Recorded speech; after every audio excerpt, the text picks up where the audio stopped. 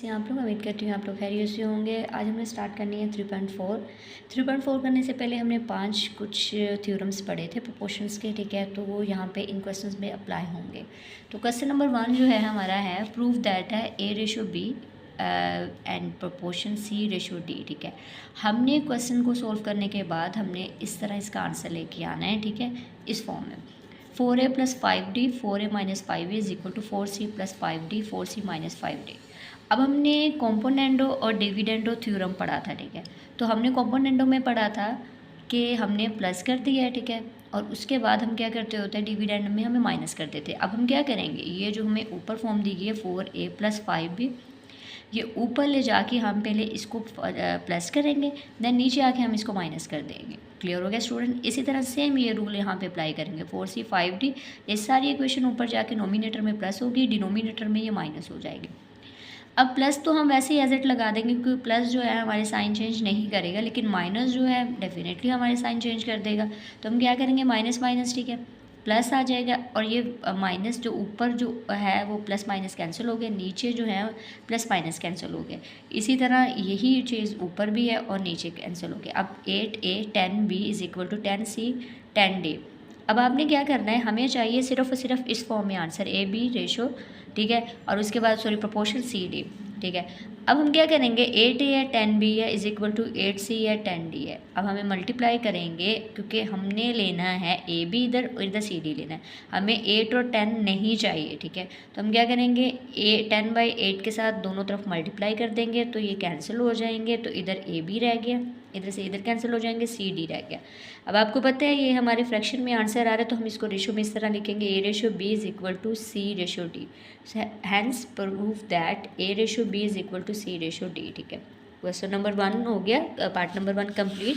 अब नेक्स्ट जो है वो ये है 2A + 9B 2A - 9B = same वही है बाय कॉम्पोनेंडो और डिविडेंडो थ्योरम, ठीक है।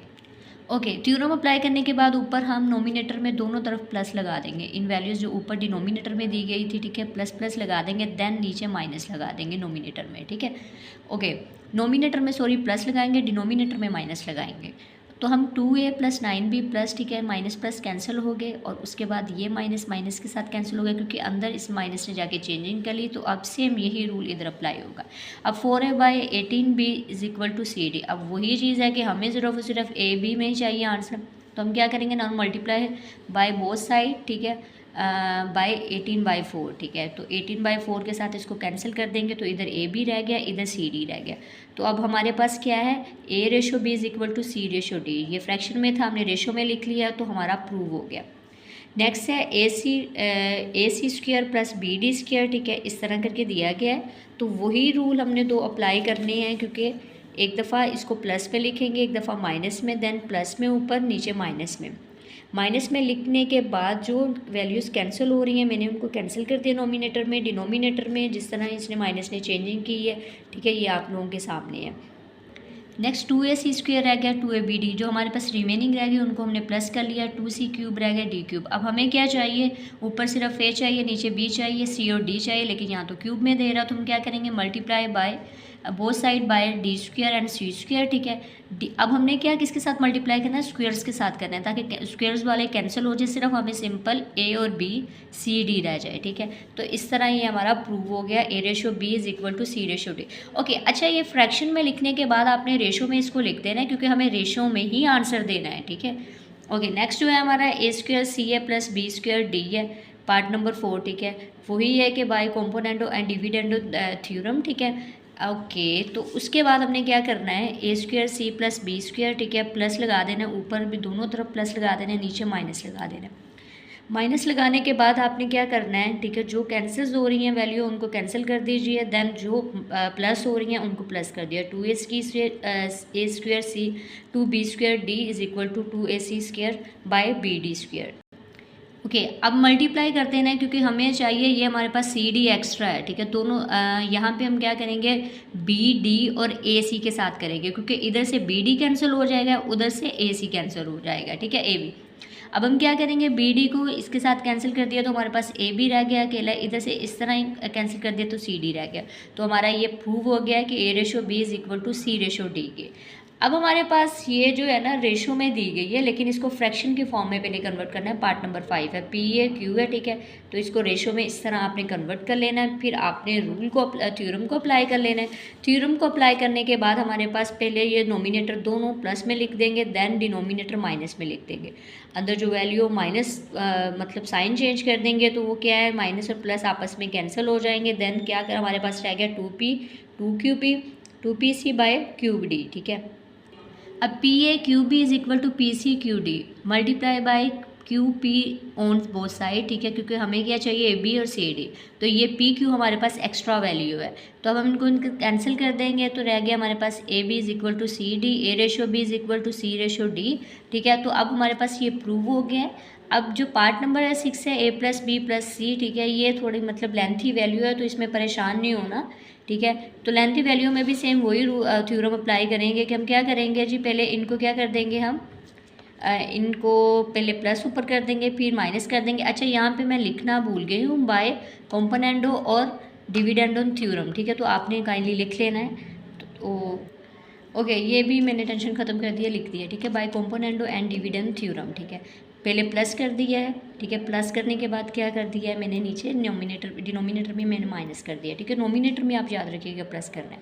ओके, अब यहाँ पे ना मार्किंग के साथ मैंने हाईलाइट कर दिया क्योंकि बाय मिस्टेक मैंने बी लिख दिया था यहाँ पे, ठीक है, लेकिन ये डी है।